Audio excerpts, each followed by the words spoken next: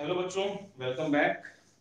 Electrostatics में हम पढ़ रहे थे इलेक्ट्रिक इंटेंसिटी एंड पोटेंशियल। और पिछले क्लास में हमने आपको कुछ दो क्वेश्चन दिए थे असाइनमेंट के लिए। कुछ ने उसका आंसर भेजा है, जिनका आंसर सही है ठीक है, जिनका आंसर गलत है वो मैच कराने क्या गलती करी कहाँ करी।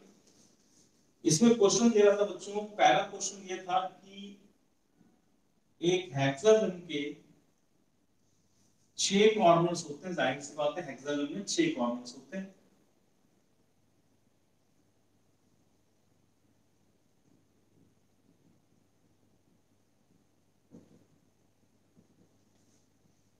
इलेक्ट्रिक इंटेंसिटी एंड पोटेंशियल हम लोग पढ़ रहे हैं, ठीक है। 6 कॉर्नर्स होते हैं और इसमें डायग्राम नहीं दिया गया, इसमें कहा गया था कि इसके 5 कॉर्नर्स पे चार्ज रखे हुए हैं, सारे पॉजिटिव, ठीक है। यानी कि A B C D E F, ठीक है। इसको जी कह सकते हो ताकि कंफ्यूजन ना हो। सेंटर पे हमें इंटेंसिटी पोटेंशियल बताना है, तो सबसे पहले पोटेंशियल बता देते हैं। तो मालूम है रेगुलर हेक्सागन है, तो जो एक हेक्सागन की साइड होती है रेगुलर में, वही इसका यहाँ से डिस्टेंस भी होता है। तो पोटेंशियल है स्केलर, तो इसका पोटेंशियल यहाँ पे कितना है, पॉजिटिव नेगेटिव, तो कह देंगे पॉजिटिव के क्यू बाय ए। इसका कितना के क्यू बाय ए, के क्यू बाय के क्यू बाय, यानी कितने 5 के क्यू बाय। तो पोटेंशियल सिंपली हो गया अलजेब्रिक सम 5 के क्यू बाय, आंसर आ गया। तो पोटेंशियल में कोई बड़ी बात नहीं, सिंपल है। व्हाट अबाउट इंटेंसिटी, तो देखो क्या होगा। इसकी इंटेंसिटी यहां पर, ए की इंटेंसिटी या बी की इंटेंसिटी यहां किधर है, आउटवर्ड, क्योंकि पॉजिटिव। जी किधर है, आउटवर्ड। दोनों इंटेंसिटी सेम है डिफरेंट, सेम, तो ई और ई ने क्या कर दिया, कैंसिल। एफ की इंटेंसिटी कितनी, आउटवर्ड। सी की इंटेंसिटी कितनी, आउटवर्ड। ई ने ई को क्या कर दिया, कैंसिल। खत्म हो गई चार, बची पांचवें की ए की। ए की इंटेंसिटी किधर है, आउटवर्ड। इधर कोई चार्ज है नहीं, तो क्या इसको किसने कैंसिल किया, तो नहीं। तो यहां पे सिर्फ इंटेंसिटी किसकी है, सिर्फ ए की। E due to A is the a e due to a is the net intensity, बस। यानी ई ए क्या लिखेंगे बच्चों, ई ए लिखेंगे के क्यू बाय ए स्क्वायर। ये आंसर है। ये हो गया पहला वाला क्वेश्चन, जिसमें 5 charges, 5 charges at the corners of a regular hexagon. तो potential is 5 kq by a and intensity is केवल kq by a square, ठीक। अब आती बात, वो तो क्वेश्चन जिसमें 6 चार्जेस थे, 3 पॉजिटिव थे 3 नेगेटिव थे, उनकी इंटेंसिटी एंड पोटेंशियल को देखा जाए।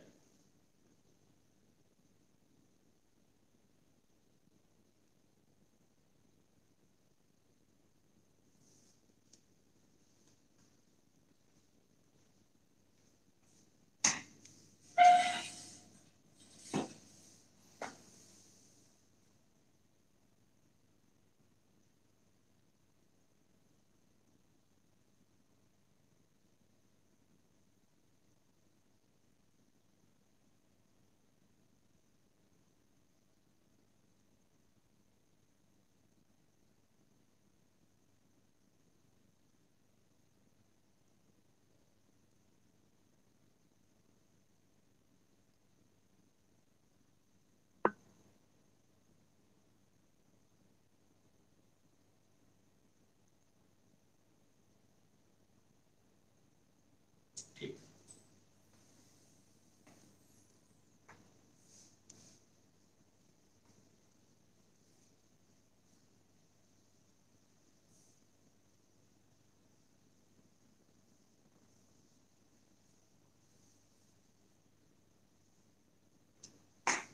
वो जो दूसरा क्वेश्चन था असाइनमेंट क्वेश्चन 2, ये था कि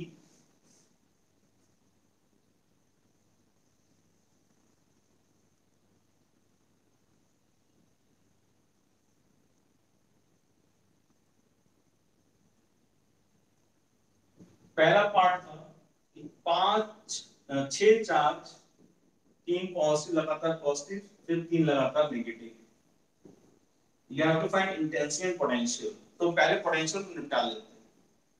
कितने पोटेंशियल पॉजिटिव है? तीन potential positive, KQ by A positive.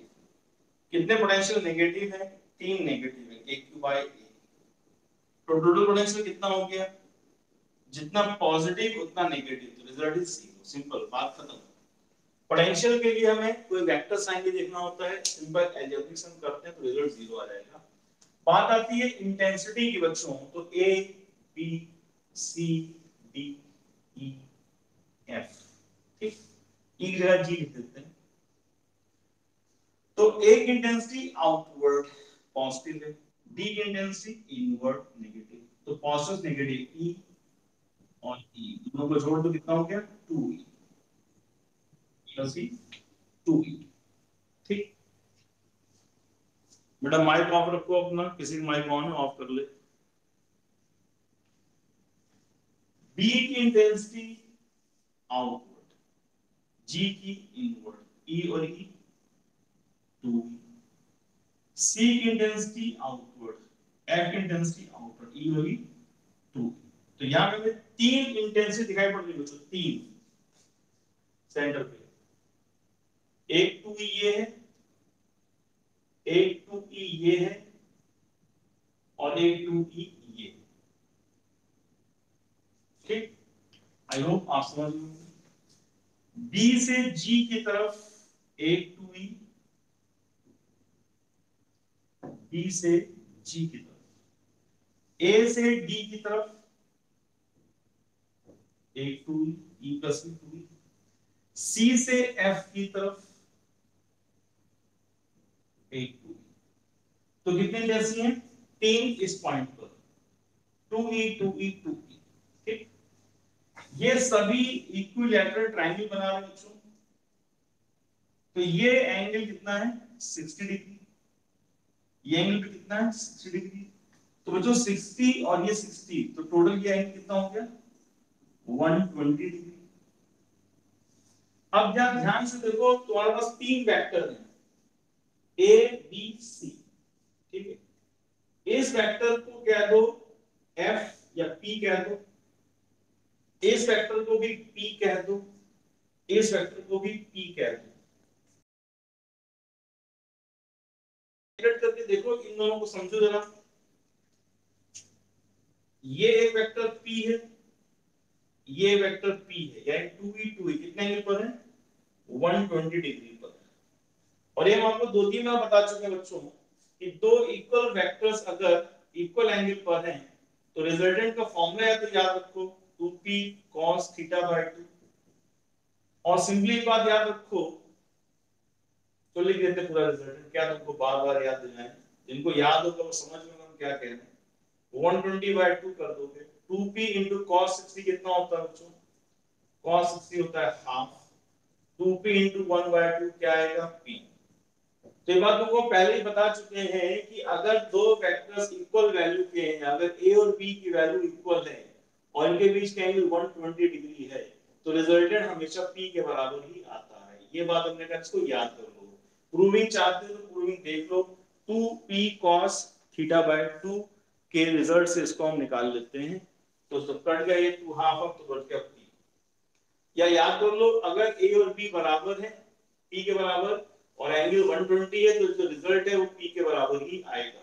ठीक, तो इन दोनों का रिजल्टेंट ये आ गया, कितना? p। तो अब तुम कहोगे कि इन दोनों का रिजल्ट p इधर आ गया, और यहां पे पहले से क्या था? एक p पहले से था। तो रिजल्टेंट नेट इंटेंसिटी जो आ रही है, नेट इंटेंसिटी कितनी आएगी? p plus p। ठीक, and what is p? p बन रही है 2e, तो आएगा 2 into 2e। तो नेट इंटेंसिटी बच्चों आ रही है 4e। कितनी आ रही है? 4e। और e क्या था? kq by a square. तो जिनका answer 4kq by a square आ रहा है उनका आंसर सही है। इसके अलावा कुछ आ रहा है तो ये चेक कर लो, क्या गड़बड़ थी, कहां गड़बड़ थी, क्या देख पाए क्या नहीं देख पाए। ठीक है, so the answer is 4kq by a square, जिसमें तीनों पॉजिटिव एक साथ है, फिर तीन एक साथ। ठीक है, फर्स्ट पार्ट। सेकेंड पार्ट को देख लेते हैं।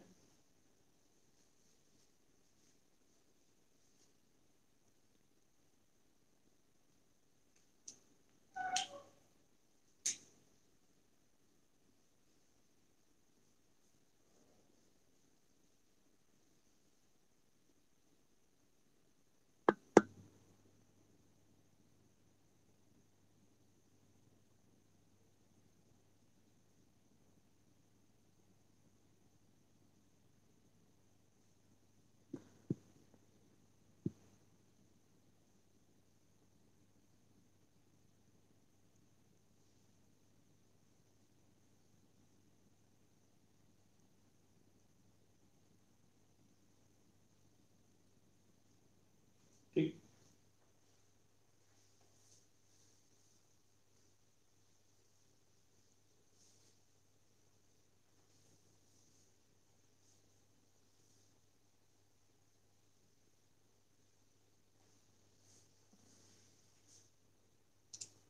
इसके ऊपर और देखो, प्लस क्यू माइनस क्यू पे लिखा हो तो इंटेंसिटी ऐसे बनाते थे, हम बनाते थे, पॉजिटिव निकलती नेगेटिव में जाती थी।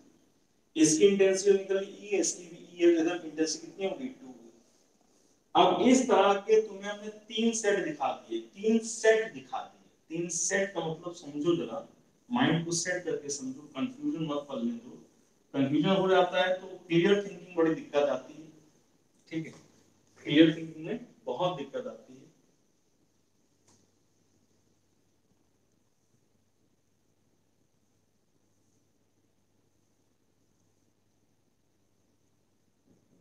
Plus Q plus Q plus Q minus Q minus Q minus Q. देखो प्लस माइनस क्यू का एक सेट दिख रहा है, हाँ दिख रहा है ना, यस।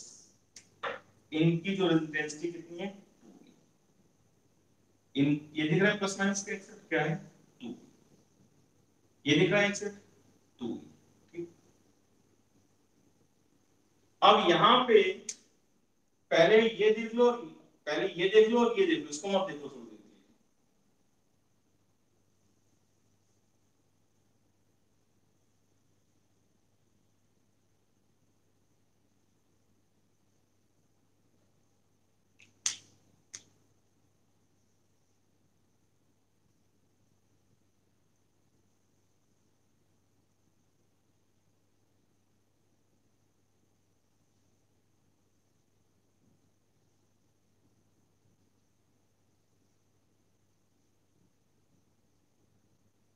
ठीक, प्लस से माइनस 2e, प्लस से माइनस 2e, इसका प्लस माइनस भी 2e है, हाँ है, ठीक है, थोड़ी देर रुक जाओ और देखो उसको, थोड़ी देर बाद देख लेना। ये एंगल कितना है सर, ये एंगल 120 डिग्री है। याद रखो दो वेक्टर अगर 120 डिग्री पर हैं और उनकी वैल्यू इक्वल है p और p, तो रिजल्टेंट हमेशा क्या आता है, वो भी p आ जाता है। सर कैसे कैसे तुमको ये बार बार बताया जाता है, तुम याद रखते नहीं हो, या रखना ही चाहते हो, क्या चक्कर है। r बराबर 2p cos theta by 2 equal vectors के लिए थीटा या 120, उसका आधा करा 60 हो गया, 60 हो गया तो cos 60 हाफ होता है, cos 60 हो गया, cos 60 हाफ होता है, 2p into 1/2 करोगे 2 2 कैंसिल हो जाएगा, क्या बचेगा p, तो रिजल्टेंट क्या आ गया p के बराबर। तो ये रिजल्टेंट कहां है, इन दोनों का 2 रिजल्टेंट अगेन कितना आ गया 2e आ गया। ये क्या है, ये रिजल्टेंट। अभी तुमने सिर्फ क्या देखा था, इसका और इसका नहीं देखा था। अब इसको देखोगे तो क्या आएगा, इसकी इंटेंसिटी और इसकी मिलकर फिर इधर भी एक और 2e आ गया। तो इस तरफ कितने 2e 2e और 2e, ठीक है, ये इस तरह से हो गया कि दो इक्वल वैल्यू वेक्टर इस तरह से लग रहे हैं एक दूसरे के पैरेलल, इनको ऐड कर देते हैं तो नेट आंसर जो आया वो कितना आ गया 2e + 2e 4e। अब होपफुली तुम्हें एकदम क्लियर दिख रहा होगा, 2e और 2e कितने एंगल पे 120 पे, 2e 2e का रिजल्टेंट 2e ये गया। अब बचा यहां से यहां वाला 2e, तो कितने हो गए 2e + 2e दोनों एक डायरेक्शन में, तो answer is 4e। What is e, तो e का पता है तुमको kq/a², so the result is 4 kq/a²। now I think I am very clear with it, ये समझ में आ गया होगा आपको। वेक्टर है, वेक्टर का सम करते हैं, पोटेंशियल जीरो क्यों हो गया, तो पोटेंशियल का सम अलजेब्रिक होता है, सीधा जोड़ते जाओ। प्लस क्यू और माइनस क्यू से रिजल्टेंट ई और ई है। तो एक चीज ऐसे रख, ये है, अब इसी को ऐसे रख दें या इसी को ऐसे रख दें या ऐसे रख दें, बात वही है, प्लस निकालो माइनस तरफ ले जाओ, प्लस निकालो माइनस तरफ ले जाओ, प्लस निकालो माइनस की तरफ ले जाओ, प्लस निकालो माइनस की तरफ ले जाओ। तो इधर से इधर जब ले गए 2e, इधर से इधर ले गए 2e, इन दोनों के बीच का एंगल कितना बच्चों 120 डिग्री। तो रिजल्टेंट भी कितना आ जाएगा सेम, यानी कितना 2e। अभी हमने कितने लोग देखे, दो देखे, कौन सा रह गया था, ये रह गया था, इसको देखा, ये भी 2e है। तो एज अ रिजल्ट यहाँ पे इस रिजल्टेंट की तरफ एक और 2e ऐड हो गया, तो उसका आंसर 2e + 2e 4e हो गया, और e का रिजल्ट क्या है kq/a²। ठीक है, now I think I am very clear. और कोई डाउट नहीं रह गया हो तो फिर भी रह रहा तो भैया व्हाट्सएप कर देना, फिर मैं एक्सप्लेन करने की कोशिश करेंगे। इसका सेकंड पार्ट जो बच्चों कि इन तीन पॉजिटिव और तीन नेगेटिव को हमने अल्टरनेट अरेंजमेंट में लगा दिया इस तरीके से।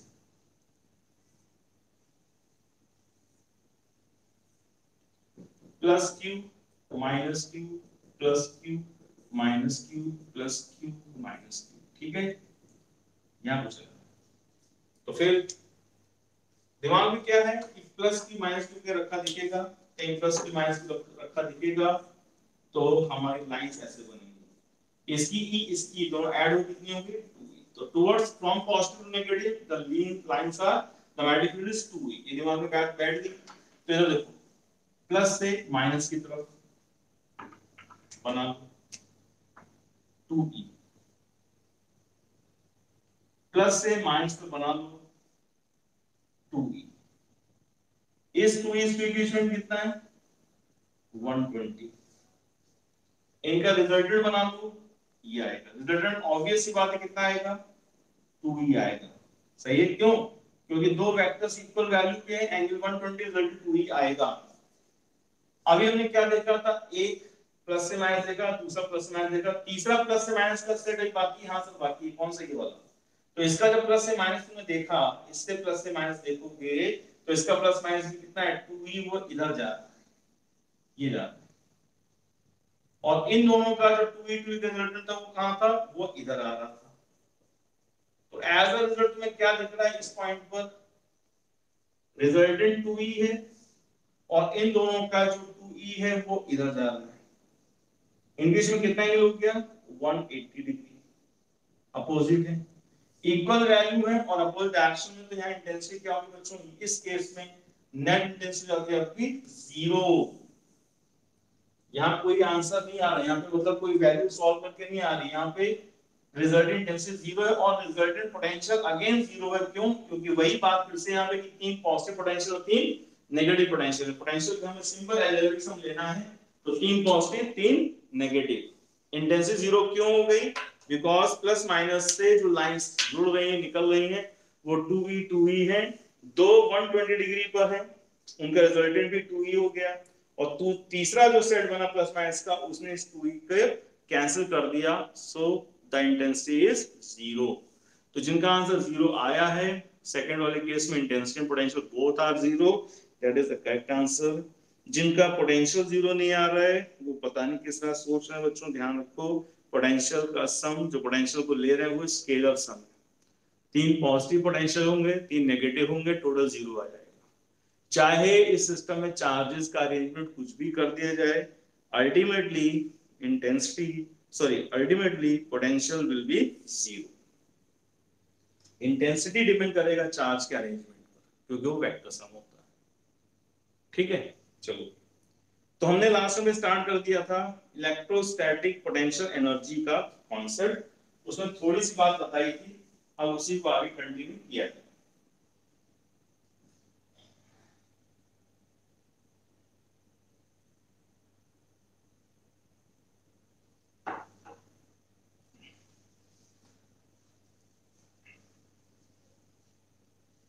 What is electrostatic potential?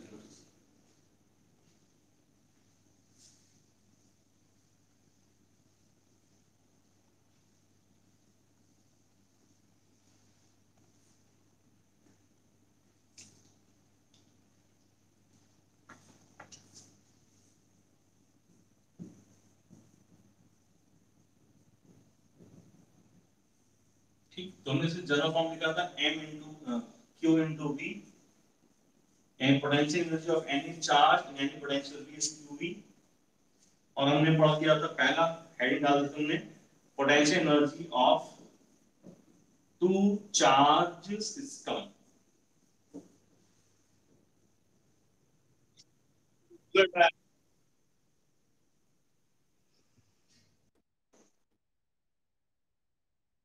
ठीक, इसमें जो रिजल्ट आया था वो था कि अगर दो चार्ज Q1 और Q2 r डिस्टेंस पर है तो पोटेंशियल जाती है बच्चों माइनस के Q1 Q2 बाय r। ठीक, और इसमें हमने देख लिया था, इससे कोई फर्क नहीं पड़ता कि Q1 Q2 के पोटेंशियल में या Q2 Q1 के पोटेंशियल में, ultimately the result remain same, minus के Q1 Q2 बाय r। ठीक है, सॉरी माइनस के Q1 Q2 बाय r, वो डेरिवेशन में था माइनस के Q1 Q2 बाय r। यहां पे पोटेंशियल बच्चों नेगेटिव हो सकती है और पॉजिटिव हो सकती है, डिपेंड करता है चार्जेस पे कि चार्ज Q1 Q2 क्या है, पॉजिटिव है या नेगेटिव। ठीक है, अच्छा अब देखो टू चार्ज सिस्टम, यहां पे याद रखना, we always consider the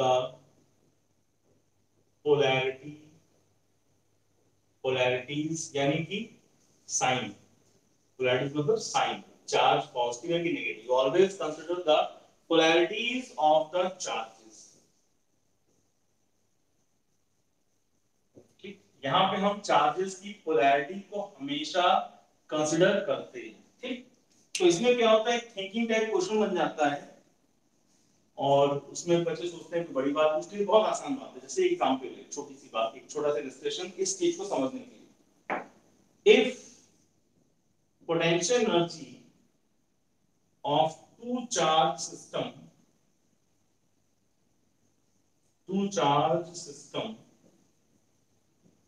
is positive, then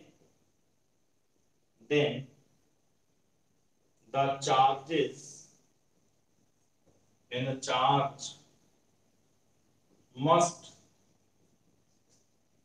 experience repulsive force। ठीक, क्वेश्चन सुनो क्या कह रहा है, if potential of two charge system is positive, दो चार्ज सिस्टम की पोटेंशियल अगर पॉजिटिव है, then the charge must या charges must experience repulsive force, true false। ठीक है, if potential of two charge system is positive, then the charges must experience repulsive force, true false। तो answer है true. क्यों sir must repulsive, तो उसका answer true क्यों है? क्योंकि अभी हमने एक लाइन बोली, यहां ऊपर एक पॉइंट लिखा हुआ, उसी के बेसिस पे क्वेश्चन किया जाता है। क्या बोला गया कि अगर पोटेंशियल लिखनी है तुमको या पोटेंशियल लिखना है तो हमेशा चार्ज की पोलैरिटी को कंसीडर करेंगे, यानी प्लस माइनस को कंसीडर करेंगे। सपोज करो एक चार्ज माइनस Q1 था दूसरा भी माइनस Q2 था, बताओ इनमें रिपल्शन होगा कि अट्रैक्शन? तो लाइट वाले से रिपल्शन होगा। ओके, इनकी पोटेंशियल बताओ क्या होगी, तो माइनस के minus Q1 into minus Q2 upon R। तो माइनस इंटू माइनस क्या हो गया, पॉजिटिव। एनर्जी कैसी है बच्चों, पॉजिटिव। फोर्स कैसा है, रिपल्सिव। अगर दोनों चार्ज पॉजिटिव भी होते ऐसे ही तो रिजल्ट क्या लिखते तुम लिखते के plus Q1 into plus Q2 upon R। Again answer क्या आता है, पॉजिटिव। और फोर्स कैसा है, अगेन पॉजिटिव, पॉजिटिव में भी कैसा है बच्चों, रिपल्सिव है। ठीक है, अगर एक चार्ज माइनस होता और एक चार्ज प्लस होता तो पोटेंशियल क्या होती, के minus Q1 into plus Q2 upon R। Energy कैसी आती, नेगेटिव। और नेगेटिव एनर्जी क्या कर रही है यहाँ पे, फोर्स कैसा है, अट्रैक्टिव। तो जो क्वेश्चन ने कहा कि if potential of two charge system is positive, then the charges must experience repulsive force। ये बात ट्रू है, हाँ ये बात ट्रू है। क्योंकि नेगेटिव नेगेटिव होंगे तो उनकी पोटेंशियल एनर्जी भी पॉजिटिव होगी, और अगर पॉजिटिव पॉजिटिव होंगे तो उनकी पोटेंशियल एनर्जी भी पॉजिटिव होगी, और इन दोनों ही कंडीशन में इन चार्जेस के बीच का जो फोर्स है, इलेक्ट्रोस्टैटिक फोर्स है, वो रिपल्सिव ही होगा।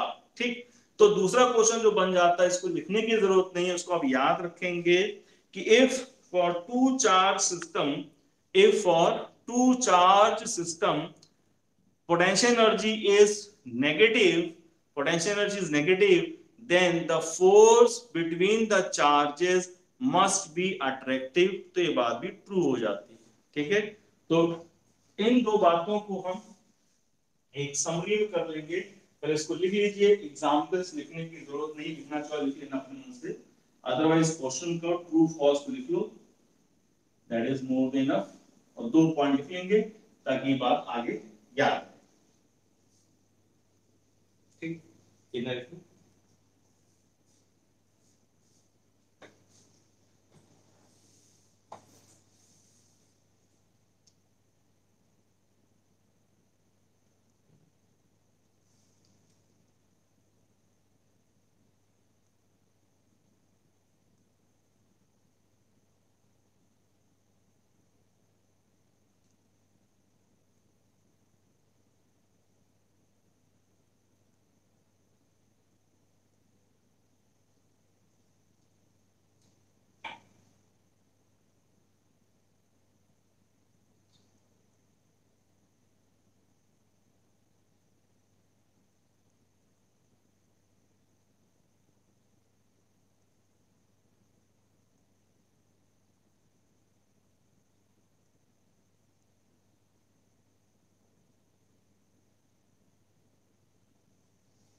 ठीक,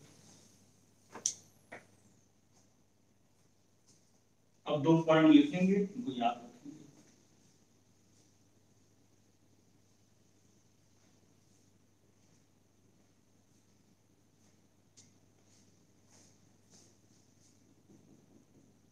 if of two charge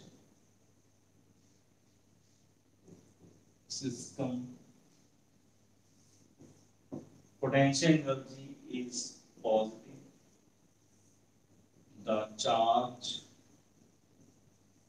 are similar, so force must be repulsive। Potential energy is negative, the charge must be opposite, opposite मतलब एक प्लस एक माइनस है, the force must be attractive। ठीक, ठीक है, पॉजिटिव है सिमिलर, अपोजिट चार्ज है negative है, opposite charge attract and same charge repel, ये बात हम सबको पता है।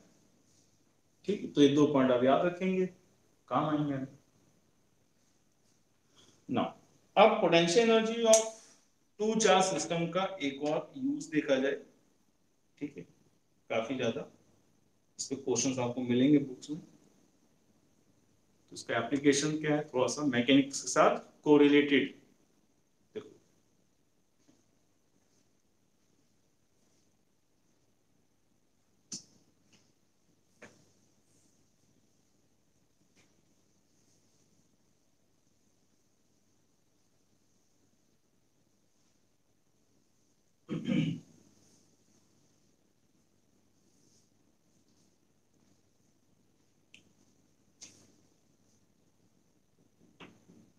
if a charge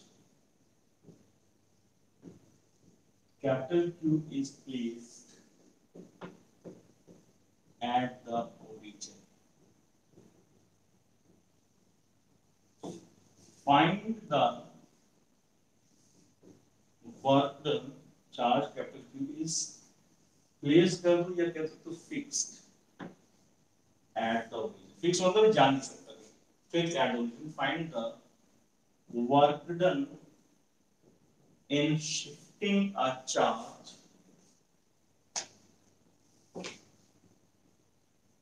small q from 0, b to 2b, 0 following a straight line path. ठीक, क्वेश्चन कह रहा है your charge capital is fixed at the origin, find the work done in shifting a charge small q from 0, b to 2b, 0 following a straight line path. ठीक, तो ये point आपने लिखे होंगे, इनको याद रखना। ये आगे डायपोल की पोटेंशियल एनर्जी वगैरह फिर काम आएंगे। पॉइंट्स की पोटेंशियल एनर्जी बहुत वास्ट कॉन्सेप्ट है, चलता रहता है। तो अपने क्वेश्चन के हिसाब से देखा जाए बच्चों, क्या कहा है क्वेश्चन ने, चार्ज को कैपिटल क्यू को इन्होंने फिक्स कर दिया है ओरिजिन पर, ये रहा। यहां कौन है, यहां है कैपिटल क्यू पॉजिटिव, और पॉइंट चार्ज कहां पर है, पॉइंट चार्ज है 0, b, 0, b मतलब x, y, तो x पे 0 है और y पे b, यानी यहां पर। ठीक, कुछ ना कहा जाए तो पॉजिटिव ही होगा, तो ये डिस्टेंस हो गया आपका b, क्योंकि क्या है 0, b। It is shifted to 2b, 0, 2b, 0 मतलब x, y, यानी x पे 2b है, y पे 0, यानी इसको यहां पहुंचा दिया, ये b है, इसका डबल डिस्टेंस ले लो 2b। ठीक है, यहां पर following a straight line path 2b, 0, इसको यहां से यहां शिफ्ट करने का वर्क डन आपको बता।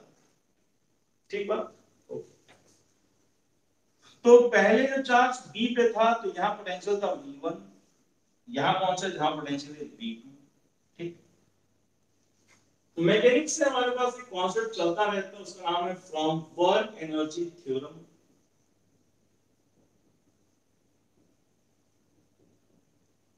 वर्क एनर्जी थ्योरम जो कहता है कि work done is equal to change in potential energy. Potential energy का चेंज यानी कि final potential energy minus initial potential energy. अच्छा, चाहे फाइनल चाहे इनिशियल, चार्ज तो वही था, हाँ चार्ज वही था, क्यों यहां से शिफ्ट यहां हुआ। और अभी हमने जो पिछले क्लास में या आज भी देखा था कि पोटेंशियल फॉर्मूला क्या होता है, q into v, तो q into v final minus q into v initial, ये लिखेंगे। इसको अगर लिखेंगे तो लिख सकते हैं w is equal to q bracket v final minus v initial. और अगर v final minus v initial लिखा है बच्चों, तो इसको तो हम चेंज इन पोटेंशियल भी लिख सकते हैं, बिल्कुल लिख सकते हैं। फाइनल माइनस इनिशियल लिख सकते हैं डेल्टा v। तो एक फॉर्मूला बन गया, जनरल फॉर्मूला, कि work done can also written as q into delta v, से भी हम इसको याद कर सकते हैं। एक ये रिजल्ट हो गया। दूसरा अभी जो हम यूज कर रहे हैं वो ये है हमारे पास, ये है हमारे पास। ठीक, सारी बातें इंपॉर्टेंट हो गई।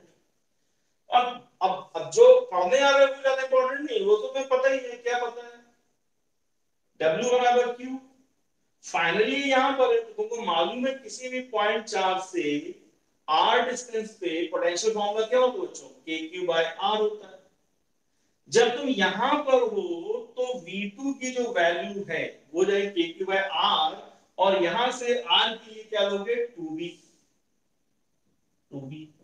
इसका मतलब ये हो गया कि हमारा जो फाइनल पोटेंशियल है, यानी v2 को या vf फाइनल बोलो, ये पोटेंशियल जो फाइनल है ये कितना है, तो बोलोगे k q/r, r कितना है 2b, माइनस इनिशियल, इनिशियल मतलब यहां पर जब आप थे, यहां पर जब थे, तो ये r कितना लिखोगे आप, b के बराबर, तो क्या लिखोगे k q/r, r की जगह पे b।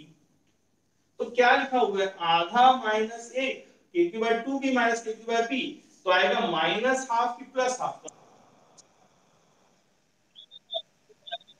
देखा जाए तो रिजल्ट आ गया minus kq into small q by 2b।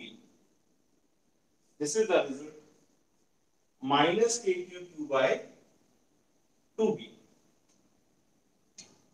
ठीक, ये आ गया आपका आंसर। ठीक है, फाइनल माइनस इनिशियल। और एक जनरल रिजल्ट बन गया कि Q into delta V is the general result of work done. ये बच्चों में यूज करेंगे थोड़ी देर बाद इक्विपोटेंशियल सरफेस पढ़ते समय, इसको नोट करो। फिर इसकी सेकंड थर्ड पार्ट की बात करते हैं। तो इस क्वेश्चन में थोड़ी थोड़ी थ्योरी हम लोग क्लियर करते चले जाएंगे।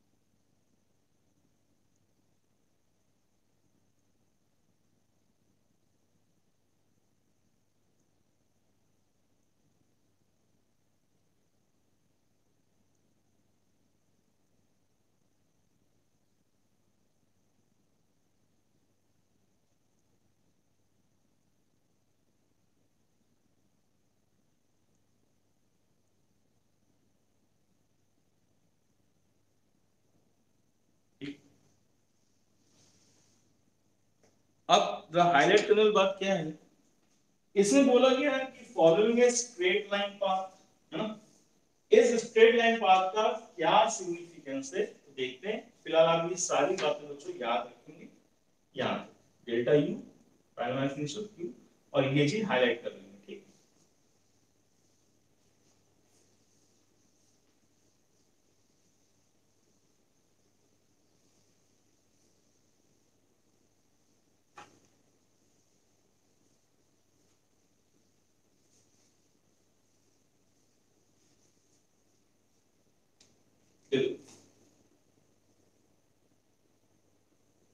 जब ये चार्ज ओरिजिन पे फिक्स कर ही दिया है,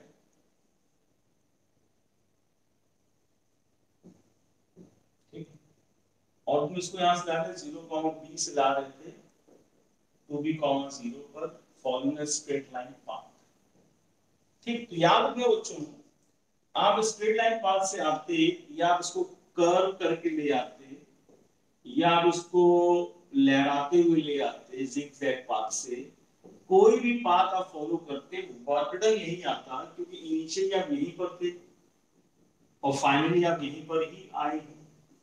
तो जो आपका डेल्टा वी वो सिमिलर फॉर्म से कैलकुलेट किया जाता है। तो क्या बात याद रखेंगे, ये बात हमको पहले ही बता चुके हैं मैकेनिक्स के क्लासेस में, फिर भी समझ लो कि वर्क डन जो है यहाँ पर, work done on a charge in electrostatic electric field is independent of path because the field is conservative in nature, ठीक है। कंजर्वेटिव फील्ड के प्रॉपर्टीज हमने आपको लिखाएंगे पिछले क्लासेस में। 5 प्रॉपर्टीज हैं बच्चों, वो पांचों प्रॉपर्टीज आप सुन लीजिए और जिनके पास नोट्स हैं वो उसको मिला के समझ जाएंगे क्या होता है, फिर से सुन लो। कंजर्वेटिव फील्ड वो होती हैं जिनमें वर्क डन पाथ पर डिपेंड नहीं करता। 3 थ्योरेटिकल पॉइंट्स हैं और 2 मैथमेटिकल पॉइंट्स हैं, इसमें 5 पॉइंट्स हैं, बहुत आसानी से याद हो जाता है।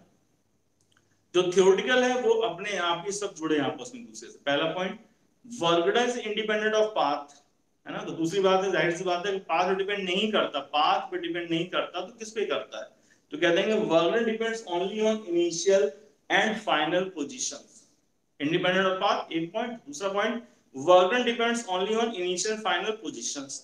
तीसरी बात, अगर आप इस चार्ज को उठा करके यहां से और फिर यहीं रख दें, या यहां से उठा के फिर यहीं रख दें, तो जब यहां से उठा के वापस यहां रखोगे तो ये जो पाथ बना, ये क्लोज पाथ बना कि ओपन, तो दिखा है क्लोज पाथ बन गया।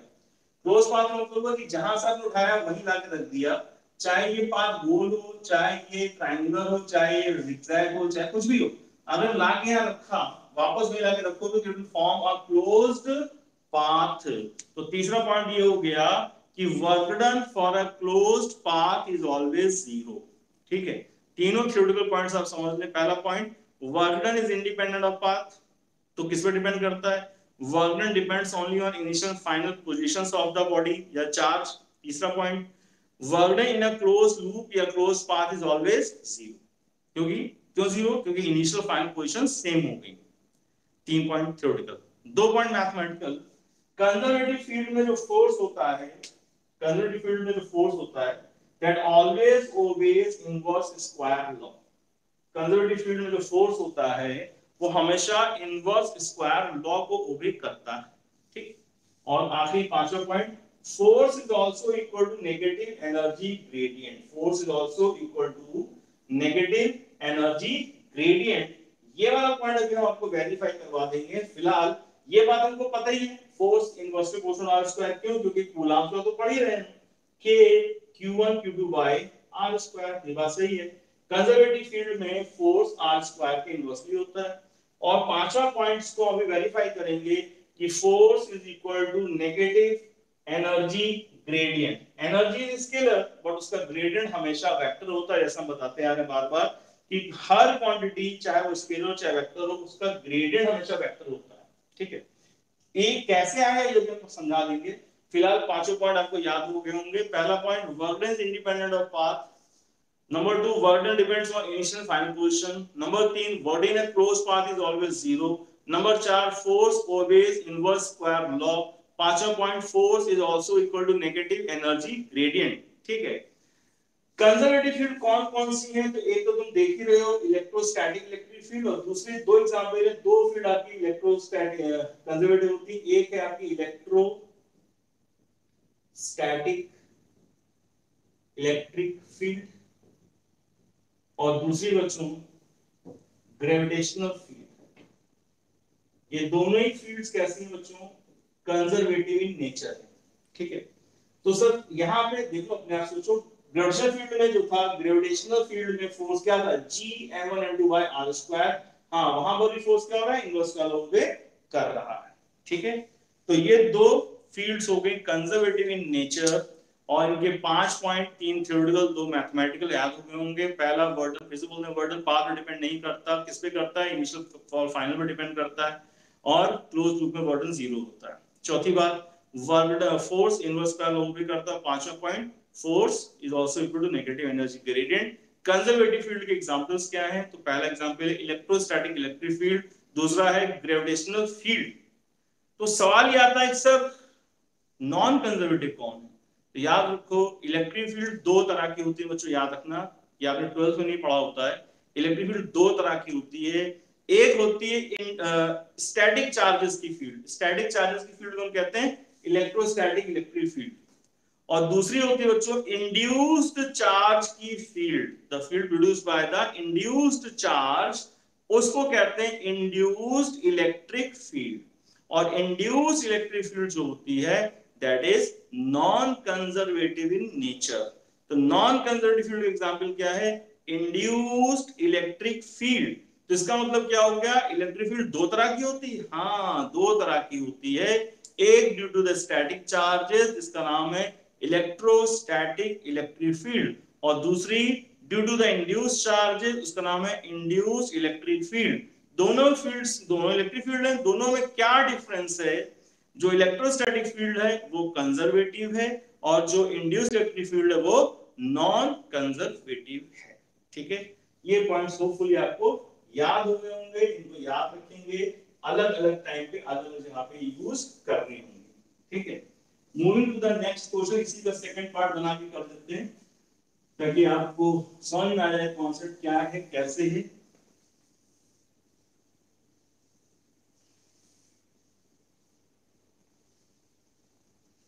ठीक है,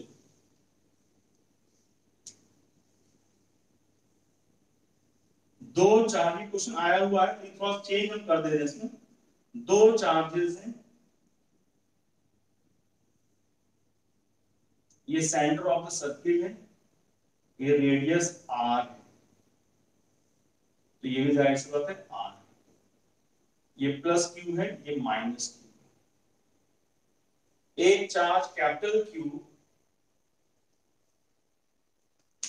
इधर से शिफ्ट करके यहां पहुंचा दिया जाता है, यानी अगेन एक सेमी सर्किल बन जाता है, यानी ये डिस्टेंस कितना हो गया आर। तो पॉइंट सी से पॉइंट बी तक का वर्क डन बताना है। ठीक है,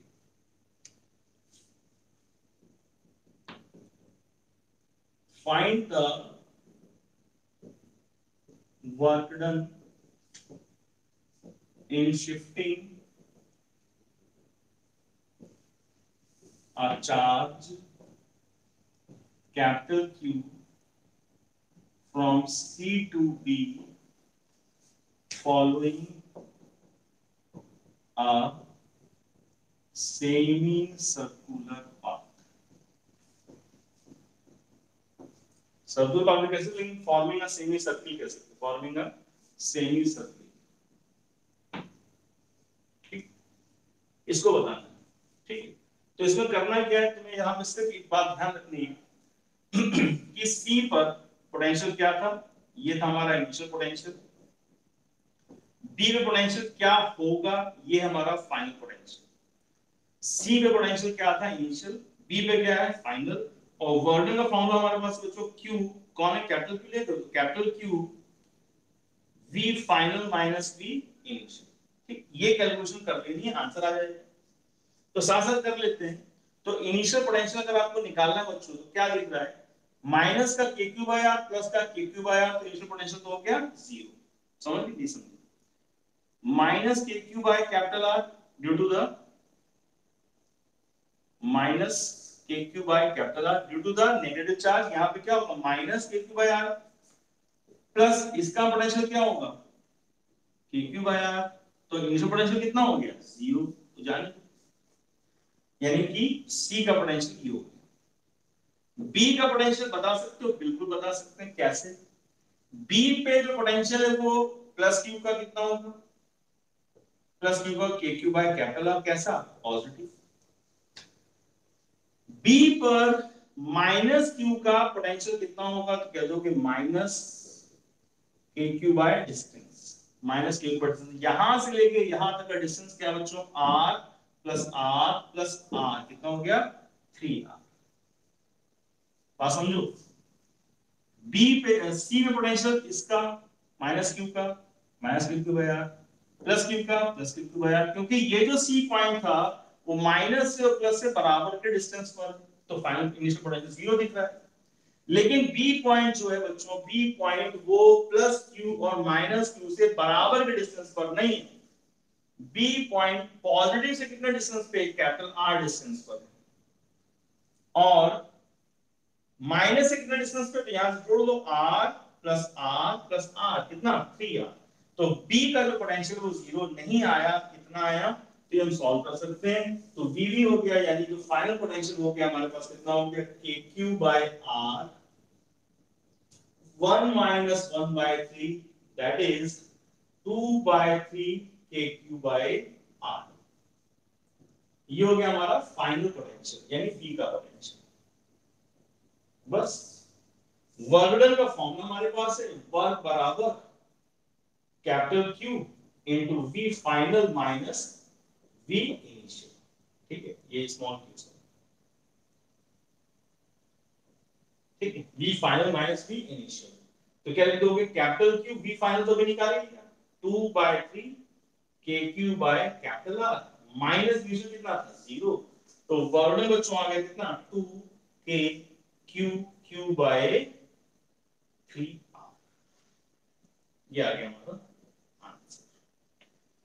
ठीक बात, इसको लिखें विदाउट। ये क्वेश्चन जो है सिमिलर क्वेश्चन बच्चों, ऐसे क्वेश्चन आपको मिलेगा, नीट में आया हुआ था, हमने थोड़ा डाटा चेंज कर दिया।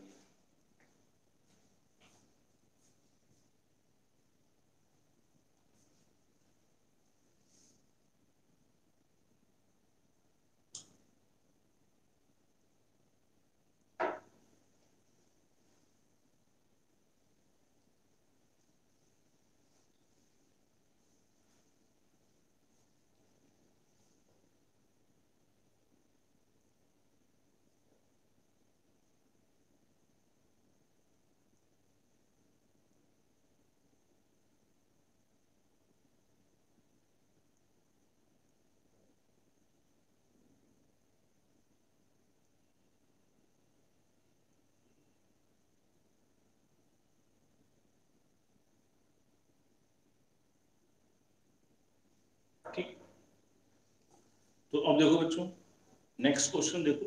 नेक्स्ट क्वेश्चन है बच्चों असाइनमेंट क्वेश्चन। ठीक है, इसको आप दो क्वेश्चन देते हैं असाइनमेंट क्वेश्चन को आप ट्राई करेंगे, और कल वाले क्लास में इनको डिस्कस करेंगे। कल भी क्लास है, और अगर मॉर्निंग होगा तो बता देंगे, अदरवाइज इवनिंग का टाइमिंग जो रहता है टीटीएस वाला शाम वाला वही रहता है। लेकिन अगर कल मॉर्निंग मॉर्निंग लेना होगा तो सुबह आपको मैसेज कर देंगे, 10:30 के आसपास मैसेज कर देंगे। ठीक है, देख लो दो क्वेश्चन है असाइनमेंट के लिए, तो कर लो,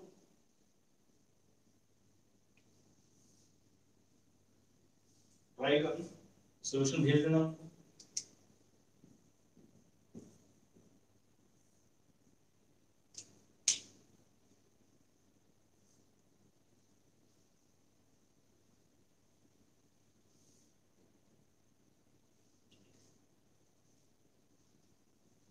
If three charges are placed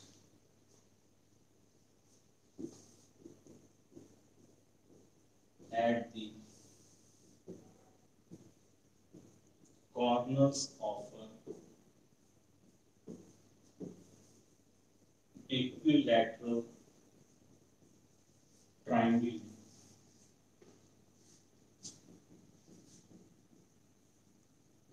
three charges are placed at the corners of an equilateral triangle. If one of the charge is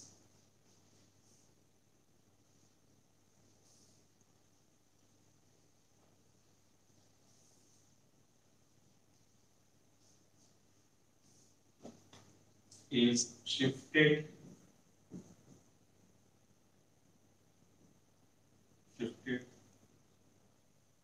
exactly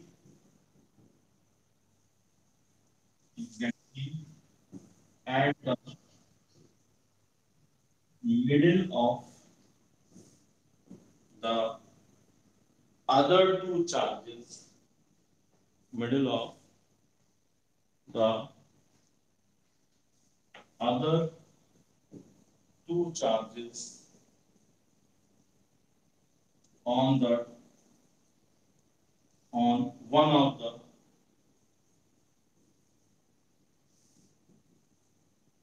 triangle side.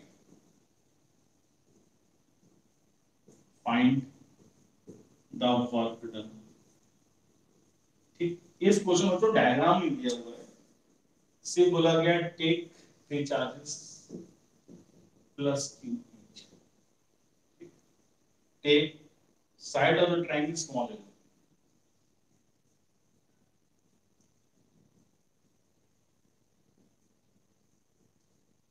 ठीक, एक तो ये इसमें डायग्राम नहीं दिया, डायग्राम इमेजिन कर सकते हो, तीन ट्रायंगल, तीन चार ट्रायंगल कोने पर, हिंट चाहिए तो बता दो क्या है, आपने ट्राई करना, और उनमें से कोई भी एक चार्ज उठा करके बाकी दो चार्जेस के एग्जैक्टली बीचों बीच रख दिया गया, और बीचों बीच कहां पे, ट्रायंगल की साइड पर, जहां ट्रायंगल की साइड है उसके साइड पे बिल्कुल बीचों बीच पे रख दिया गया।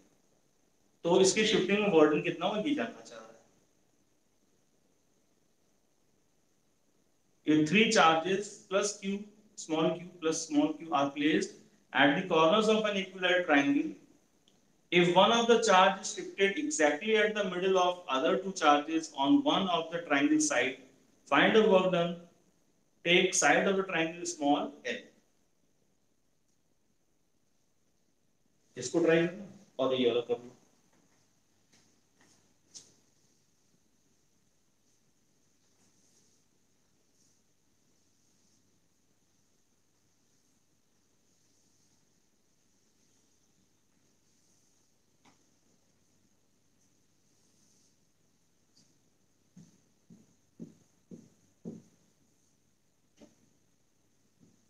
If a charge small q is shifted from P to S following path PQRS, following path PTRS as shown in some uniform electric field capital E, find the work done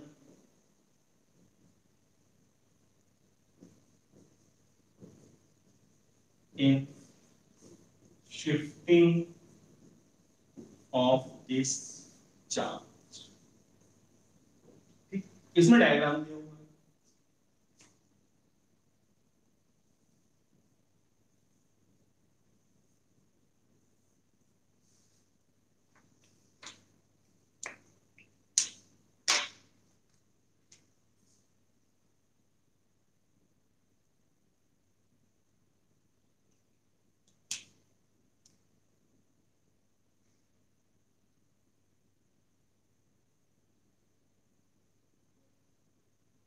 P T R S,